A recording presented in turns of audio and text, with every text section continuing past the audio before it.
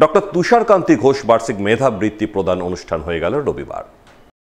মালদা শহরের আভা আশার আলো নামক এক স্বেচ্ছাসেবী সংস্থার পক্ষ থেকে এদিন এই অনুষ্ঠানের আয়োজন করা হয় মালদা জেলা গ্রন্থাগারের বইবাগান প্রাঙ্গণে। সেখানেই নানান সাংস্কৃতিক অনুষ্ঠানের মাধ্যমে সংস্থার সদস্যরা ডক্টর তুষারকান্তি ঘোষ বার্ষিক মেধাবৃত্তি 2025-26 প্রদান করেন। মালদা জেলার নবম থেকে কলেজ স্তরের মোট 10 জন দুস্থ মেধাবী ছাত্রছাত্রীর হাতে মেধাবৃত্তি তুলে দেন। তারা জানান, গত 10 বছর থেকে ডক্টর তুষারকান্তি ঘোষ বার্ষিক মেধাবৃত্তি পুরস্কার প্রদান করছেন, যার অঙ্গ হিসাবে প্রতি বছরের মতো এবারও মালদা জেলার 10 জন দুস্থ মেধাবী ছাত্রছাত্রীকে পাঠ্য বই প্রদান করলেন। এর ফলে ওই ছাত্রছাত্রীরা লেখাপড়া করে আগামী দিনে তাদের উজ্জ্বল ভবিষ্যৎ তৈরি করতে পারবে।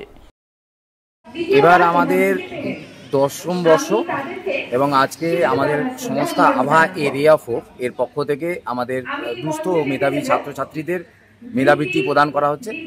এই মেধাবৃত্তি আমরা আমাদের যে সংগঠনের প্রাণপুরুষ ছিলেন ডক্টর তুষারকান্তি ঘোষ, আমরা তাকে উৎসর্গ করে এই মেধাবৃত্তিটা দিয়ে থাকি। এটা নবম থেকে একদম কলেজ ছাত্রছাত্রীদেরকে মেধাবৃত্তি দেওয়া হলো।